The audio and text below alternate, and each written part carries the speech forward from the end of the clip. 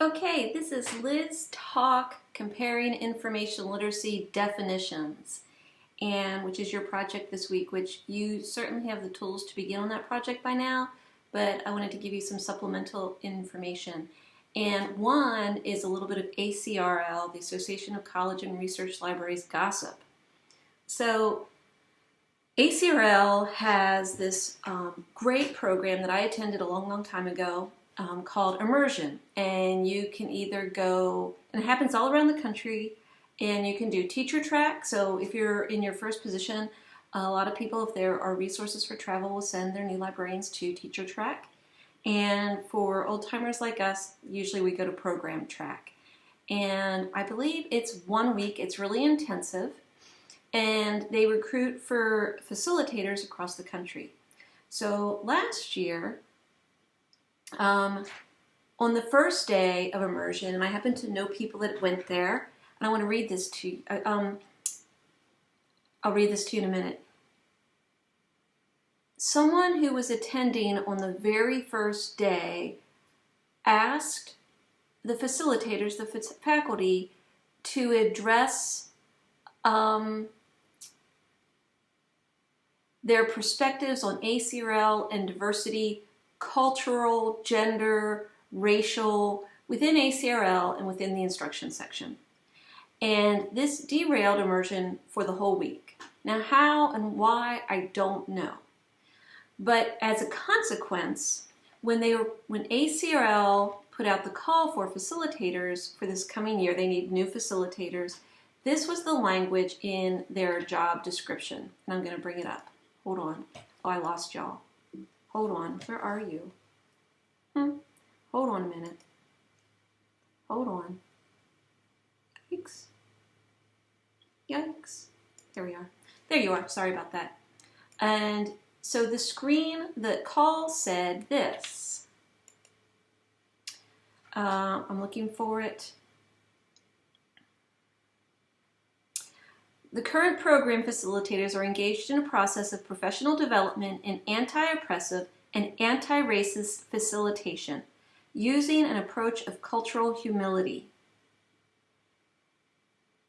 It goes on to say that successful facilitators that they're looking for are not required to have a minimum amount of teaching or library experience, formal or not, but they welcome candidates with a commitment to and experience with anti-oppressive pedagogy. So I bring this up to point out that within the profession, we have the profession, ACRL, has different concerns and evolutions of what pedagogy means in our profession. And so because I have a master's degree in education and my brother-in-law is a school psychologist, and I was like, what is anti-oppressive pedagogy? And typically if you want to elicit positive behaviors, you state your objectives in positive ways, but anti-racist, anti-oppressive, and then I was like, gee, do I practice oppressive pedagogy? And what is oppressive pedagogy? And so I looked it up in ERIC, which is the nation's leading database index and abstracting tool. You should know about it, hopefully, for education, preschool through higher ed. And there were 8 articles in there that talked about anti-oppressive pedagogy. I went on to Google Scholar. There were many more. So I started to learn about anti-oppressive pedagogy. And this was ACRL's reaction to what happened last year. So there's all sorts of talk about, did they overreact? Did they address this correctly? Social justice, which is a big movement in ACRL right now for libraries. And then at ALA Midwinter, in a council meeting, there was an interchange between a council person and a person in the audience that was very negative, and it lit up the Twitter feed along with these ideas of racism, lack of social justice, lack of humility and respect to others, other cultures, etc. So now there's this movement to boycott ALA in the summer based on this. And when I post this, I will provide the links to a little of these things I've talked about. So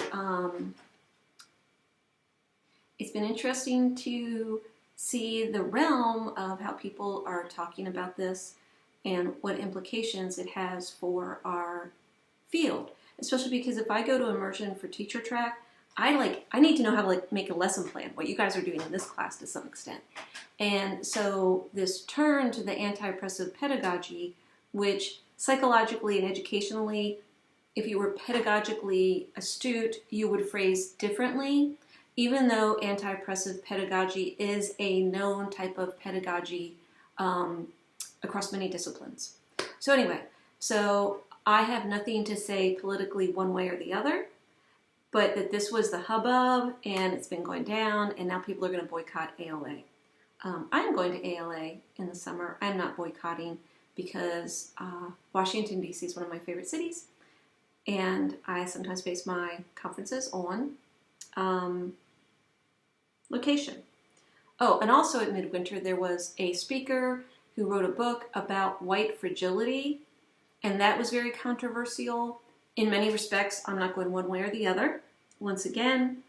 And there are some speakers at ACRL that people are questioning regarding social justice and sensitivity to differences in all of us. So it seems like ACRL is really grappling with that, but it actually went down to the point of pedagogy and teaching for the instruction section of ACRL. So that's my scuttlebutt. But now I want to talk about comparing information literacies. So I gave you the first link, which is the ACRL Information Standards, which came out. I want to check the date on this, so I'm going to go away for a second. My eyes are going to go elsewhere. I hate doing this. 2000. And they were really simple. Information, they defined it, and they said, you know that you need information, you access it effectively and efficiently, you evaluate it critically, you incorporate it, and you use it, and you understand copyright. And, you know, it was our first go-around, and people loved it and embraced it. And what came out of it, and this is kind of, once again, my take on the field, and other people that are in the field, etc.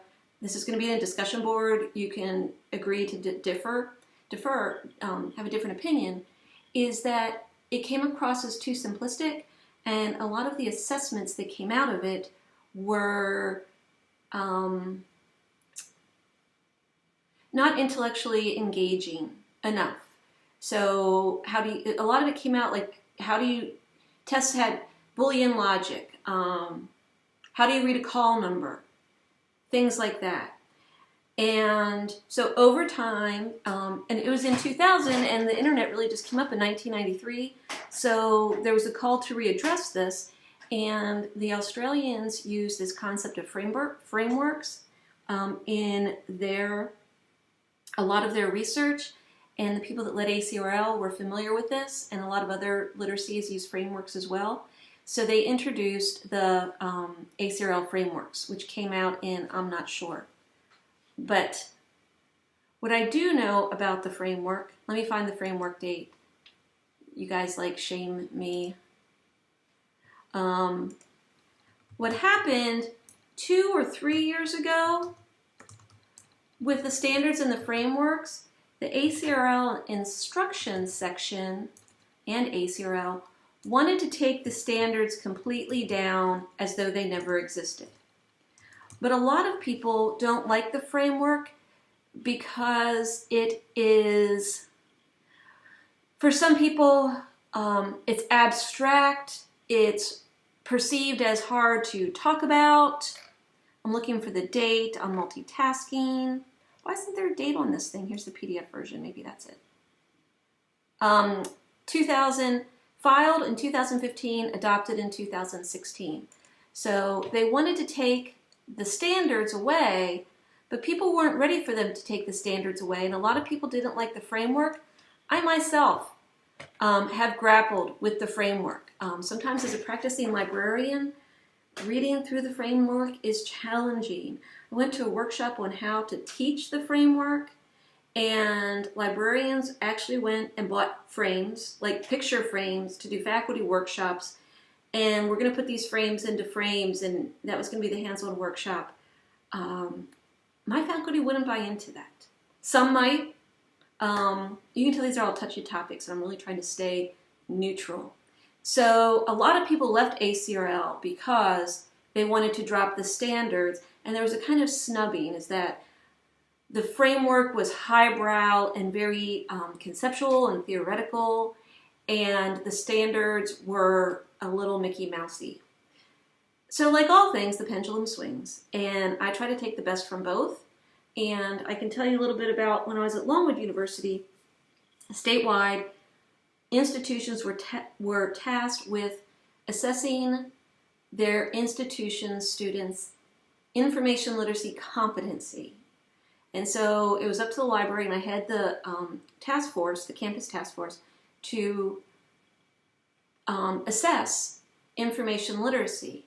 And for my faculty who came from business, education, the social sciences, if I would have said, this is, whether it was the standards or whether it was the framework, this is the definition of information literacy that we're going to use, they would have thrown me out. And what I did is I brought a buffet of many information literacies, and then we contextualized it for Longwood. That's when I got buy-in. And so what I'm really trying to get you to do is realize that just because ACRL or JISC or school librarians or archivists have a organization's definition and roadmap for information literacy, it has to work for your institution. So have the confidence to say, I'm going to cherry pick from all of the definitions that are out there, and we're going to get the best definition that means something to us and that works for our population. So that's my scuttlebutt, my gossip, and then my rant. I urge you, as we go throughout the semester, to look at the Consortium of Academic and Research Libraries in Illinois. Carly, I have the link up for you. Sometimes those links open up in Blaze View, sometimes they don't. I suggest you right-click and do open in new tab. I'm trying my best here. I digress, right? Stay on track. I love the Carly site, and we use it where I am. I think it does a very great bridge of pragmatic, I need to know what this framework actually, says, and how do I teach it.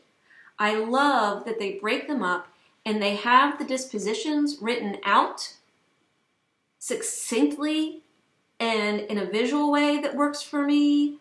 And then it gives the knowledge practices and gives lesson plans. So by all means, we're not going to plagiarize in this class, but when we go on to making our first lesson plan for the framework, look at this stuff and synthesize it all and create something that is of interest to you, is teaching something that you would be interested in either learning how to teach or learn about, and own it and make it your own. I am not here to be prescriptive. I'm here to make your learning experience about teaching and information literacy as meaningful to you as possible. And that means that you need to own it a little bit as far as what you want to get out of it. So I'm here to facilitate that process for you. So I love Carly because it's quick, it's easy, it's well organized, and I can get it because I'm usually in a hurry. But my favorite, and I'm actually going to send you a link with this video. I'm going to send you a lot of links with this video. Comes out of JISC from the UK, and I'm going to get it. I gave you one link to JISC, but then I'm going to give you another one. And I really believe, and I try to work in my institutions in looking at digital literacies. I love their visual on it. I love the 3-page brochure I sent to you on it. When I look at that and I look at the framework, I don't know, for some reason my mind melts down when I look at the framework. Whether the content is good or not, I don't know why it's hard for me, but it is. I also happen to know the people that wrote it.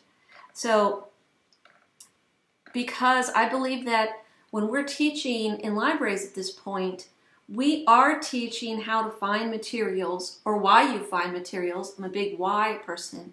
But there is an IT facilitation that comes along with that. And the objects that they're creating are digital born, you archivists, right? Digital born.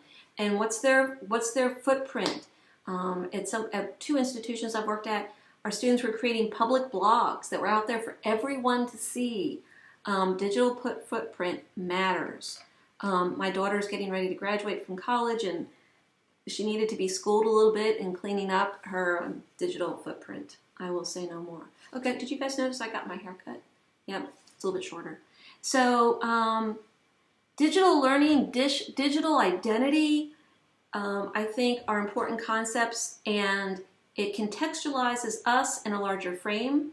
I think it helps students understand how we fit in, and I think it's some job security for us. I think we need to branch out. So I love JISC. I also love, and I'm going to go, I'm getting there. I feel pressure with you guys to be good. Is that wrong? I think I lost the link, darn it. Oh no, it is the Association of American School Libraries. Their framework looks completely different than ours. And I would argue is visually attractive as well. I really need a picture, right? I guess is what I'm saying. And I would say that like JISC, it's more inclusive of a digital domain than the framework. And I'm not criticizing the framework. I'm not saying there's anything wrong with it. I'm just saying that my point in this assignment is to own information literacy in a way that's meaningful to you, because that's the way you're going to best understand it. So look at all these different forms. You can go out there on the web and find other forms, and come up with your own version for right now. And I guarantee that when you go into your work environment, this skill and this knowledge will be appreciated. Sometimes people that follow either the standards or the framework alone seem like sheep that aren't thinking. And I don't mean that in a derogatory way. Some places have totally decided that the framework is what works for them. But it's about making a decision about what's right for you rather than saying, this is what the association says, and I'm going to fit this square peg in a round hole. It might be square to square, but if it's not, you want to think critically about it. So I love their domains and competencies of think, create, share, grow, and then curate, explore, engage. There's a lot of different ways to think about this. So I encourage you, based on my previous lectures, the little bit of history you have about how education has evolved, and then how the information literacy movement has evolved, and then synthesizing all of that in all these different forms and iterations of information literacy and coming up with one that is your own. Then we're all going to post them in the discussion board, and we're going to look at each other's and say, hey, I didn't think about this. I love this. I love this. So please this is like the one time you get to rule the world and say what it is, and no one is going to, you don't have to collaborate, you don't have to compromise. Own this and enjoy this experience. After this, we're going to go to lesson planning and some real nuts and bolts, and then we're going to work on applying all of this in the framework and creating lesson plans. So I'm really excited for us to move forward. I hope that you think that this has been a helpful 3 weeks. Any feedback is appreciated. And I didn't see any questions yet. It's Saturday on the question 3 Q&A discussion board, so I'm assuming that you guys know everything, but I'll be keeping an eye out there. So let me know. It's Liz out, Liz Talk, Comparing Information Literacies. Bye.